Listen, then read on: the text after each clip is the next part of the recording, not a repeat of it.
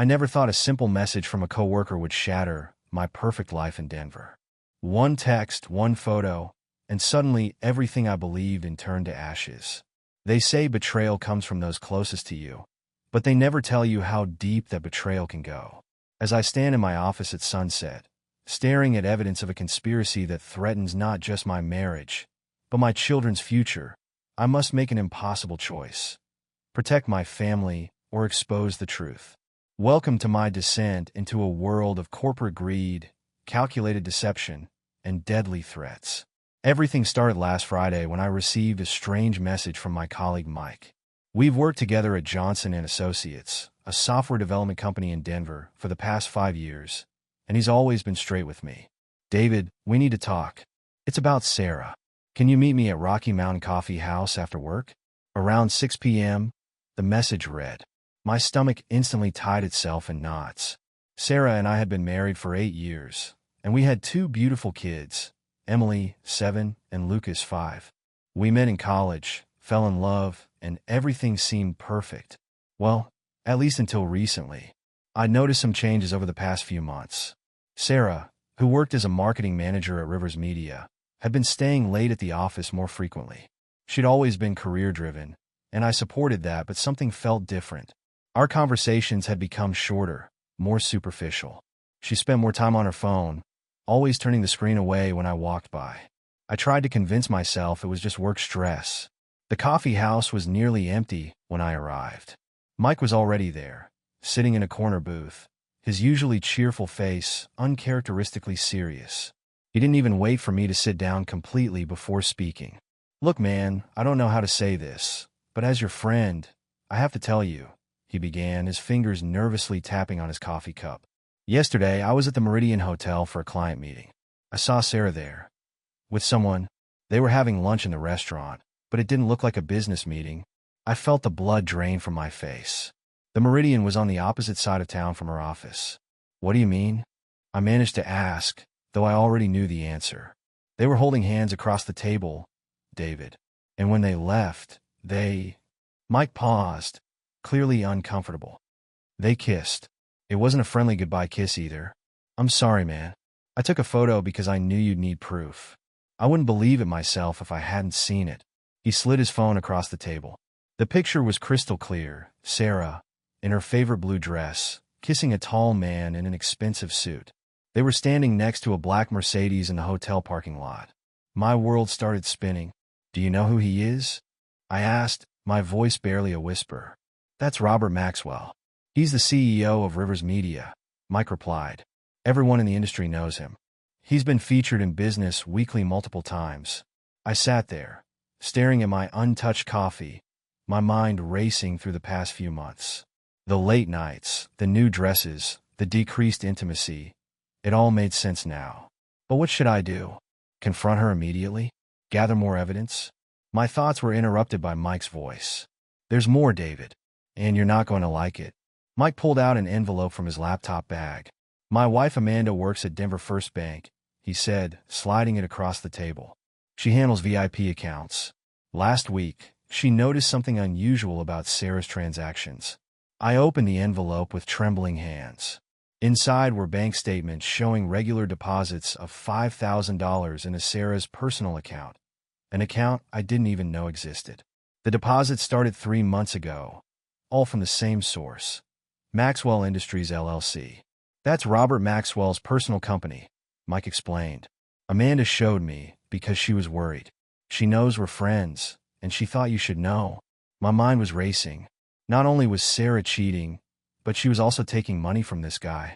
This wasn't just an affair, it was something bigger, more calculated. The Sarah I knew would never take money from anyone. What had happened to the woman I married? "There's a pattern," Mike continued, his voice low. "The deposits always come the day after she has these late meetings at work. And David, there's something else." Amanda noticed several large purchases from high-end jewelry stores and a real estate agency. I felt sick to my stomach. Real estate? She put a down payment on a condo in Cherry Creek last week, the expensive part of town. Mike looked at me with concern. "David, I think she's planning to leave you." Just then, my phone buzzed. A text from Sarah. "Working late again tonight, honey. Don't wait up. Love you. The casual lie made my blood boil. I checked my watch, 6:45 p.m. The Meridian Hotel was only 15 minutes away. I need to see it for myself, I said, standing up. Which room did you see them enter yesterday? Mike grabbed my arm. Whoa, slow down. You can't just storm in there. You need to be smart about this. Think about Emily and Lucas. He was right, of course. If Sarah was really taking money from Maxwell, I needed to protect myself and the kids. But the thought of them together in that hotel right now. Listen, Mike said, pulling out his phone. I have a friend who works IT security at the Meridian. He owes me a favor. Let me make a call. We can find out if they're there. Get proof that will hold up in court. But you have to promise me you won't do anything crazy. I nodded slowly, sinking back into my seat. My whole life was falling apart, but I had to keep it together. For the kids. Mike stepped outside to make his call. While waiting, I looked through the bank statements again. Each transaction told a story. Expensive restaurants, hotels, shopping sprees. She was living a completely different life behind my back. Mike returned 5 minutes later, his face grim. They're there. Room 827. My friend sent me the security footage from the lobby.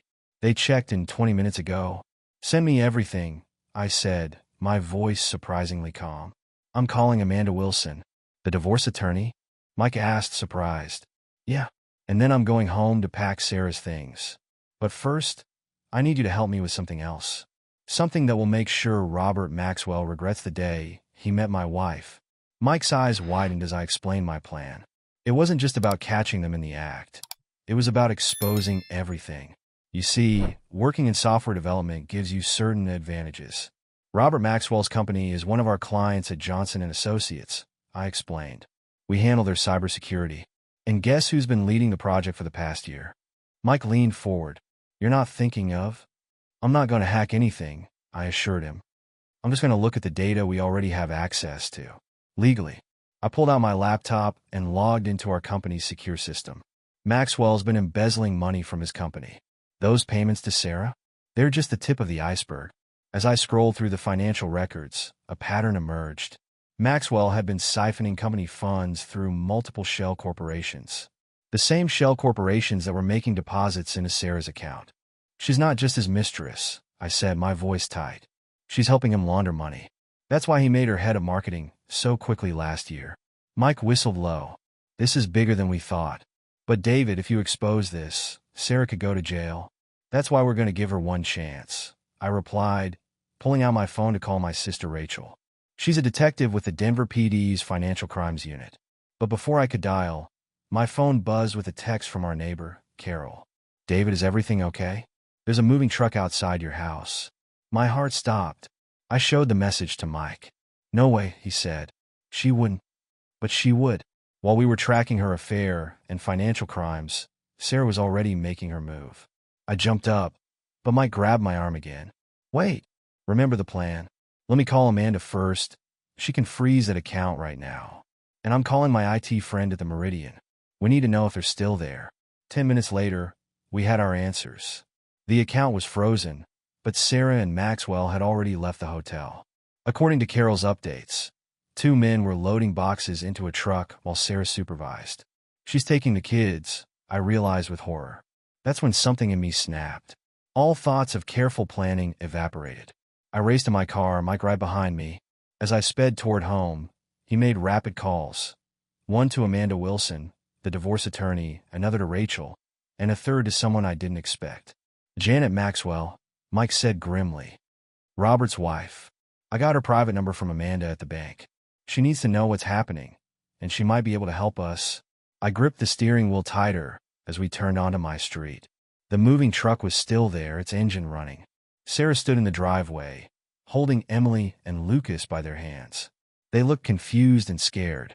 But Sarah's triumphant expression changed to shock when 3 cars pulled up right behind us. A police cruiser, an expensive SUV I didn't recognize, and a familiar Mercedes. Rachel stepped out of the police cruiser. From the SUV emerged an elegant woman in designer clothes, Janet Maxwell. And from the Mercedes, Robert Maxwell himself, apparently rushing to warn Sarah. The next few minutes would change everything. Time seemed to freeze in our suburban driveway. Emily clutched her teddy bear while Lucas hid behind Sarah's legs. The moving men stopped working as the police arrived. "Sarah, get in the truck," Maxwell shouted, but stopped when he saw his wife emerging from her SUV. "Hello, Robert," Janet Maxwell said coldly. "Surprised to see me? I thought you'd be interested to know I've learned about your special projects with the marketing department." Sarah's face went pale. "Robert, you said she was in Europe?" "He lied," Janet cut in. "Just like he lied about the company finances to the board. Would you like to know what else he's been lying about?" Rachel stepped forward, her badge visible. "Mr. Maxwell, we have some questions about certain transactions between your company and offshore accounts." I watched as Robert's confident facade crumbled. He reached for his phone, but Janet laughed softly. "Looking for your lawyer? They dropped you this morning. The board meeting tomorrow should be interesting." Sarah released the children's hands. "Emily, Lucas, go to Daddy," she said shakily. They ran to me immediately, and I held them close. "How did you find out?" Sarah asked. "Maybe don't use a company I provide cybersecurity for to launder your affair money," I replied. "And maybe don't trust a cheater to be faithful." Mike showed Sarah's phone. "Meet Jessica from accounting. Robert's been busy with her too. These are from last week." Sarah turned to Robert in rage, but he was already backing away. Janet's laugh cut through the air. "Oh, and Sarah? Robert isn't divorcing me. He can't. Our prenup gives me company control if he cheats. Which, as of this morning, I have." "Mrs. Winters," Rachel addressed Sarah, "we need you to come with us regarding the financial fraud investigation." "I'll call my lawyer," Sarah said, reaching for her phone. "Your accounts were frozen an hour ago," Mike interjected, "including the one with your lawyer's retainer." I stepped forward, still holding our children. "Your parents are coming for Emily and Lucas. I've filed for emergency custody, given the circumstances." As Rachel led Sarah to the police cruiser, she turned back. "David, I can explain." "Save it for the investigators," I replied. "The FBI already has copies of everything." After Carol took the kids for hot chocolate, I watched as both Sarah and Robert were driven away in separate police cars. Janet Maxwell approached me. "Mr. Winters," she said professionally, "we should discuss what you found in the company's security systems. Would you be interested in a new position? I'm making some changes at Rivers Media." The next morning was surreal. Sarah's parents, Tom and Martha, arrived early to help with the kids. I could see the pain and disappointment in their eyes. They'd always treated me like a son, and now their own daughter had betrayed us all. Emily wouldn't eat her breakfast, kept asking when Mommy was coming home. Lucas just sat there, pushing his cereal around the bowl, not saying a word. Martha tried to keep things normal, making pancakes in heart shapes like she always did when visiting, but the tension was palpable. "David," Tom pulled me aside while Martha was cleaning up. "We've known you for 10 years. Whatever you need, we're here. Sarah's our daughter. But what she did—" He paused, his voice cracking. "We raised her better than this." I was in my home office, reviewing emails from Janet Maxwell's legal team about the evidence I'd uncovered, when Mike called. "David, turn on the news. Now." I flipped open my laptop and pulled up the local news station.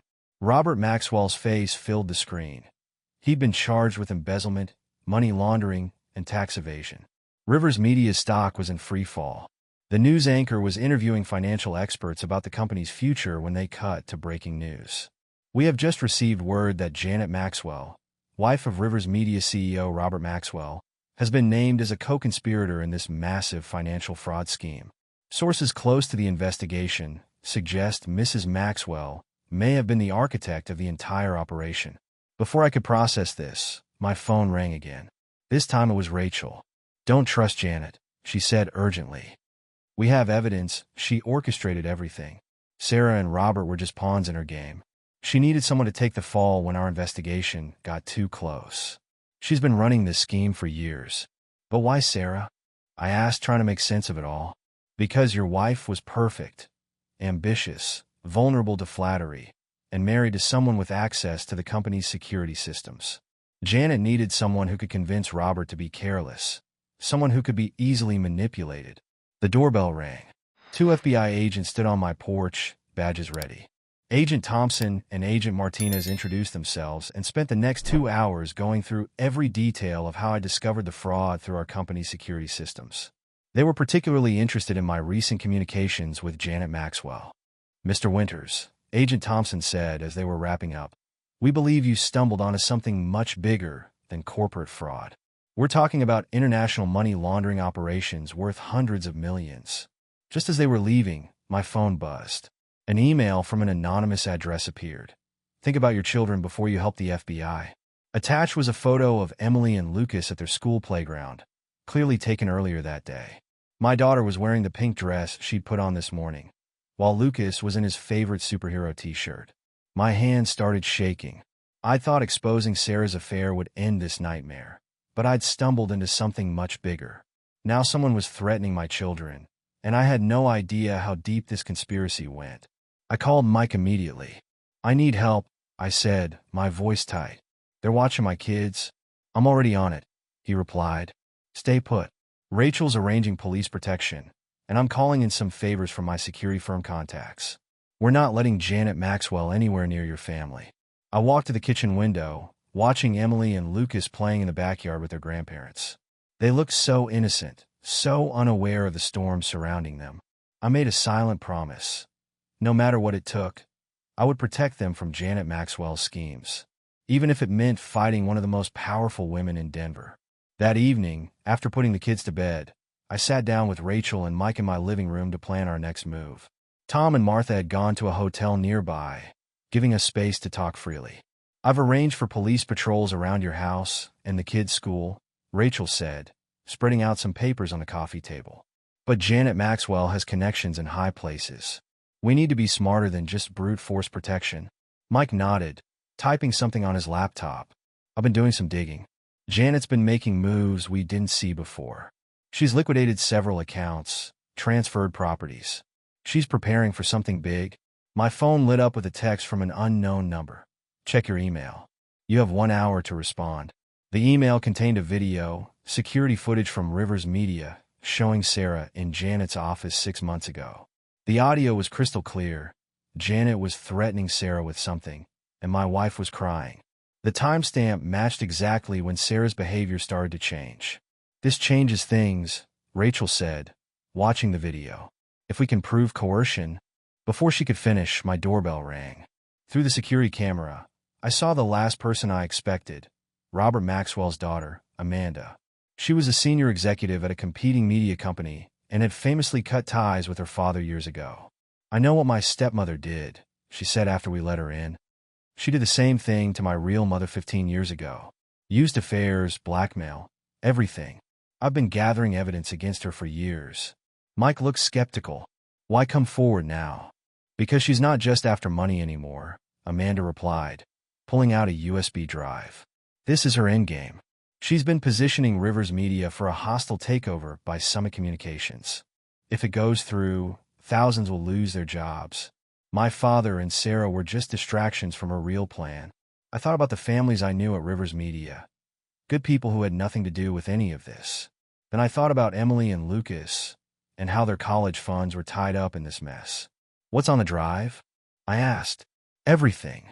Account numbers, recordings, emails. Enough to stop Janet and Summit Communications. But we have to move fast. The takeover vote is in 3 days. Rachel examined the drive. This could help our investigation, but using it might expose all of us to retaliation. I already have a target on my back, I said, thinking of the playground photos. At least this way we're fighting back. Mike closed his laptop. If we do this, we need to be smart. Janet has eyes everywhere. One wrong move, and another text buzzed on my phone. Time's running out, David. The playground was just a warning. Make the right choice. I looked at the 3 people in my living room. My sister, my best friend, and the daughter of the man who helped destroy my marriage. Strange allies in an even stranger war. Let's end this, I said. Tell me what you need me to do. The next morning started with another threat. This time, Janet didn't bother hiding. She called me directly. I'm impressed by your new alliance, she said smoothly. Amanda always was a troublemaker. Like her mother. Did she tell you what happened to her mother after crossing me? I stayed silent, recording the call as Rachel had instructed. I can be generous, David. Walk away now. I'll make sure Sarah gets a reduced sentence. Your children's college funds will triple. All you have to do is delete everything you found. And if I don't, then you'll lose everything. Not just money. Everything. The line went dead. We put our plan in motion immediately. Amanda arranged an emergency board meeting at Rivers Media, claiming to have proof of illegal activities. I provided cybersecurity consulting, which gave me legitimate access to the building. Mike set up surveillance from a van across the street, monitoring all communications. Rachel had her financial crimes unit ready to move. But first, we needed Janet to incriminate herself. I walked into Rivers Media's headquarters, nodding to the security guard I'd known for years. In my briefcase was Amanda's USB drive, loaded with everything we had on Janet. But it also contained something else, a program designed to let us access Janet's private server. "Mr. Winters," Janet's assistant greeted me. "Mrs. Maxwell is expecting you." Janet's office was on the top floor, with a view of the Denver skyline. She sat behind her massive desk, looking every bit the powerful executive. "I knew you'd make the right choice," she smiled. "Let's talk about your future." "Actually," I pulled out my laptop, "let's talk about Sarah's first meeting with you. The one where you threatened to expose her childhood secret unless she helped you." Janet's smile flickered. "I don't know what you mean. The security cameras in your office. They record audio too. Did you forget I designed the system?" Her phone buzzed. A text from her contact at Summit Communications, FBI at our office. "Deal suspended." I watched her face change as she realized her empire was crumbling. But then she smiled again. "Check your phone, David." A new message appeared, a live video feed from my house. Someone was inside, moving towards the kids' rooms. "Your security is good," Janet said softly. "But mine is better." My heart stopped as I watched the figure move through my house on the video feed. But then I noticed something, a familiar reflection in the hallway mirror. I kept my face neutral, looking back at Janet. "You're right. Your security is better," I said calmly. "But did you really think I'd leave my children unprotected?" Her smile faltered as another figure appeared on the video feed. Rachel, weapon drawn. The intruder was quickly surrounded by her tactical team. They'd been waiting inside the house all along. "You see, Janet, while you were watching my kids at school yesterday, we were setting up our own surveillance. Those college funds you threatened? We've already traced them to your private accounts in the Cayman Islands." Janet reached for her phone, but I continued. "Summit Communications isn't returning your calls because their board just received proof of your involvement in stock manipulation. Amanda's been working with their CEO for months." "Amateur moves," Janet sneered, pressing a button under her desk. "You have no idea who you're dealing with." The office door opened, but instead of her security team, Mike walked in with 2 FBI agents. "Actually, we do. Remember that security system I designed? It records everything, including every phone call you've made from this office." Janet's facade finally cracked. "Those recordings are inadmissible. Corporate privilege. Doesn't cover criminal conspiracy," Agent Thompson finished, entering the office. "We've been building this case for a year. David and Amanda just helped us complete it." As the agents read Janet her rights, my phone buzzed again. A message from Tom. "Kids are safe. Taking them for ice cream with their favorite aunt." Rachel had texted too. "Intruder in custody." You'll never guess who it was.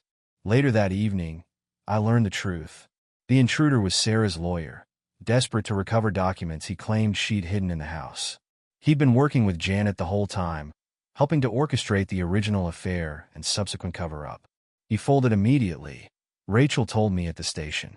Gave us everything on Janet's operation. Sarah wasn't her first victim.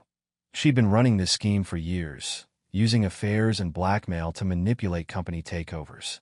I watched through the one-way glass as Janet sat in the interrogation room, her designer suit wrinkled, her perfect composure shattered. She looked up suddenly, as if sensing my presence, and smiled. "This isn't over," she mouthed silently. But for the first time since this nightmare began, I knew she was wrong. It was over, at least this chapter of it. The kids were safe, the truth was out, and Janet's empire was crumbling. Now I just had to figure out how to help my children heal from all of this. The next few weeks were a whirlwind of legal proceedings and media coverage. Rivers Media's stock had stabilized under new leadership, with Amanda surprisingly being named interim CEO. The board had been impressed by her role in exposing the corruption. Sarah reached out through her new lawyer, requesting to see the kids. She'd accepted a plea deal in exchange for testifying against Janet and Robert. 5 years probation, no jail time, but she'd have to pay back everything she'd received from the scheme. "I think you should let her see them," Martha said during one of her visits. "Not for her sake, but for Emily and Lucas. They need to understand that their mother still loves them, even if she made terrible mistakes." I agreed to a supervised visit at a family counseling center. Watching Emily run to hug her mother, while Lucas hung back uncertainly, was one of the hardest things I'd ever experienced. "I'm so sorry," Sarah said afterward, tears streaming down her face. "Janet threatened to expose something from my past, something I've never told anyone. But that's no excuse. I should have trusted you, should have fought back. What did she have on you?" I asked, curiosity finally getting the better of me. "A sealed juvenile record. I did something stupid as a teenager. My parents don't even know. Janet somehow found out and used it to control me. But I still made my own choices. Terrible choices that hurt our family." Robert Maxwell received 15 years in federal prison. His cooperation had been too little, too late. Janet's trial was still pending, but with the evidence mounting, her lawyers were scrambling for a deal. Mike had been promoted at work for his role in uncovering the fraud. Rachel's unit received commendations from the FBI. But the real hero was Amanda, who'd spent years gathering evidence against her stepmother, waiting for the right moment to strike. "I watched her destroy my family," Amanda told me over coffee. She did the same thing to 3 other companies before Rivers Media. The affairs, the blackmail, the takeovers, it was all part of her playbook. "I'm just glad we stopped her before she could hurt more people." The kids were in therapy, slowly processing everything that had happened. Emily still had nightmares sometimes, and Lucas was only just starting to open up again. But they were resilient, stronger than I'd ever imagined. As I tucked them into bed that night, Emily asked the question I'd been dreading. "Daddy, is Mommy a bad person?" Looking into my daughter's innocent eyes, I realized that healing would be a long journey, but we'd take it together, one day at a time. 6 months had passed since Janet's empire crumbled. I sat in my new office at Rivers Media, looking out at the Denver skyline. Amanda had offered me the position of chief security officer, and after much consideration, I'd accepted. The company needed rebuilding from the ground up, with transparency and integrity at its core. Janet's trial had ended with a 20-year sentence for fraud, money laundering, and criminal conspiracy. Her final attempt to threaten the judge with supposed blackmail material had only added years to her sentence. Robert Maxwell was serving his time in a minimum security prison, writing what he claimed would be a tell-all book that nobody wanted to publish. Sarah had stuck to her plea deal, attending mandatory counseling and making regular restitution payments.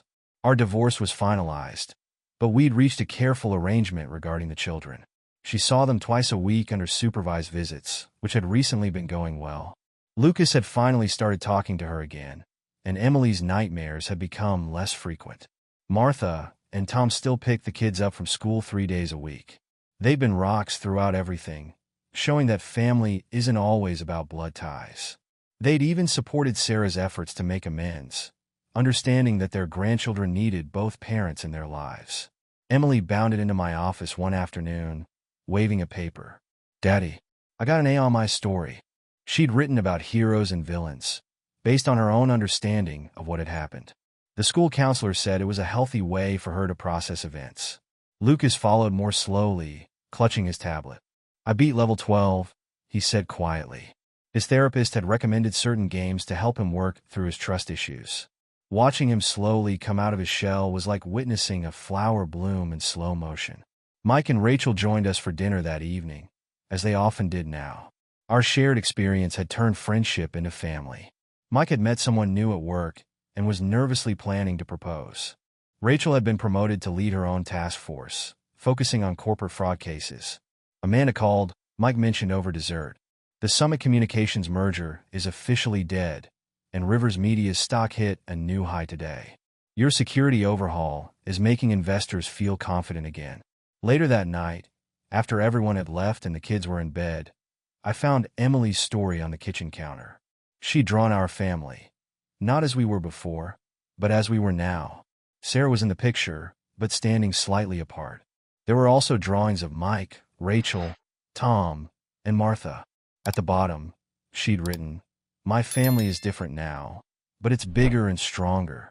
My phone buzzed with a text from Sarah. Emily showed me her story today. You've done an amazing job with them. I know I can never fix what I broke, but thank you for letting me try to be part of their lives again. The college funds were secure now, thanks to the settlement from Rivers Media and Janet's seized assets. It wasn't just about the money, though. It was about turning a nightmare into something positive for their future. As I walked through the quiet house doing my nightly security check, I paused at the kids' rooms. Emily was cuddling her favorite teddy bear, while Lucas had fallen asleep reading his comics.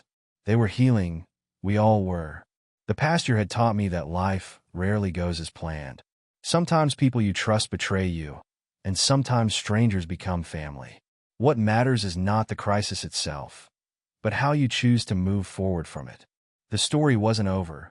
It never really is when you have children, but this chapter was ending on our own terms.